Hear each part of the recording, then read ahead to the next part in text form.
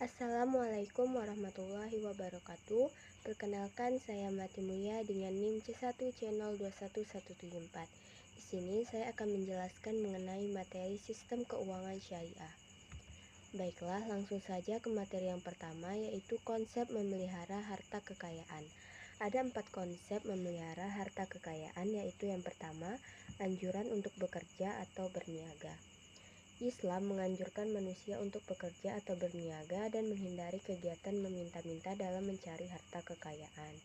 Kemudian yang kedua, konsep pemilikan.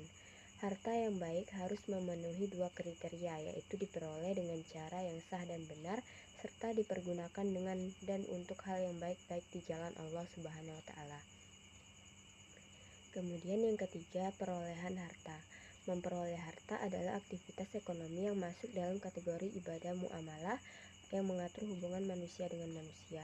Kaidah fikih dari muamalah adalah semua halal dan boleh dilakukan kecuali yang diharamkan atau dilarang dalam Al-Quran dan As-Sunnah. Kemudian yang keempat yaitu penggunaan dan pendistribusian harta. Islam mengatur setiap aspek kehidupan ekonomi penuh dengan pertimbangan moral, sebagaimana firman Allah dalam Quran Surah 28 ayat 77, yaitu dan carilah pahala negeri akhirat dengan apa yang telah dianugerahkan Allah kepadamu. Tetapi janganlah kamu lupakan bagianmu di dunia dan berbuat baiklah kepada orang lain, sebagaimana Allah telah berbuat baik kepadamu. Dan janganlah kamu berbuat kerusakan di muka bumi, sungguh Allah tidak menyukai orang yang berbuat kerusakan. Materi yang kedua yaitu mengenai akad atau kontrak atau transaksi. Akad itu sendiri adalah ikatan atau mengikat. Menurut terminologi hukum Islam, akad adalah pertalian antara menyerahan, ijab dan penerimaan qabul yang dibenarkan oleh syariah yang menimbulkan akibat hukum terhadap objeknya. Jenis akad ada dua, yaitu akad tabaru dan akad tijarah atau muawadah. Akad tabaru adalah perjanjian yang merupakan transaksi yang tidak ditujukan untuk memperoleh laba. Sedangkan akad tijarah merupakan akad yang ditujukan untuk memperoleh keuntungan. Kemudian rukun dan syarat akad. Ada 3 rukun dan syarat akad, yaitu pelaku, yaitu para pihak yang melakukan akad. Kedua, objek merupakan sebuah konsekuensi yang harus ada dengan dilakukannya suatu transaksi.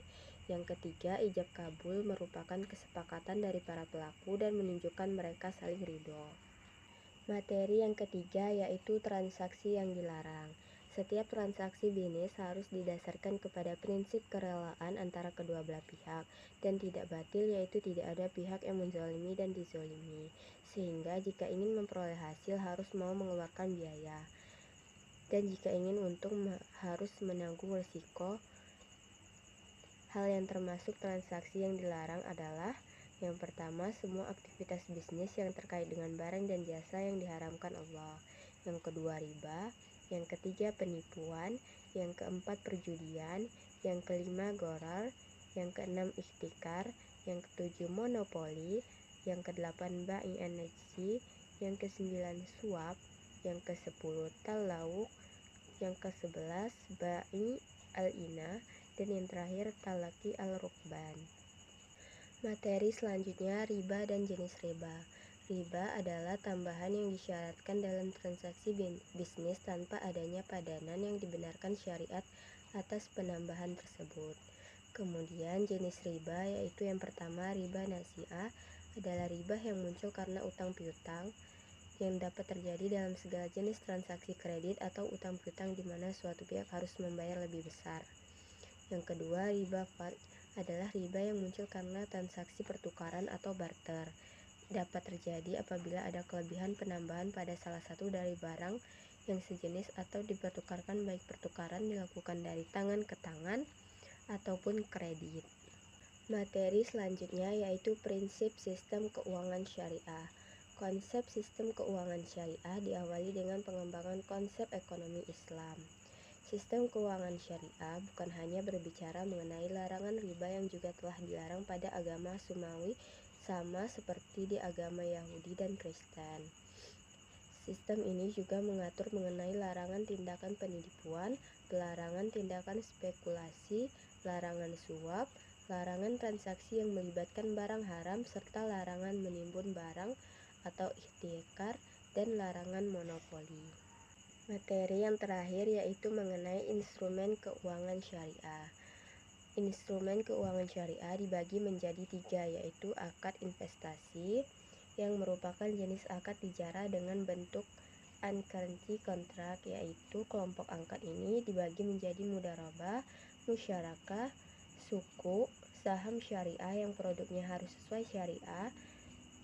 Kemudian yang kedua yaitu akad jual beli sewa menyewa, yang merupakan jenis akad tijara dengan bentuk certainty contract, yaitu mudharabah, salam, istina, ijrah, dan yang lainnya. Kemudian yang terakhir yaitu akad lainnya seperti sarf, perjanjian jual beli dengan valuta asing antara valuta dengan valuta lainnya. Yang kedua wadiah, akad penitipan dari pihak yang mempunyai barang. Yang ketiga qardul hasan, pinjaman yang tidak mensyaratkan adanya imbalan.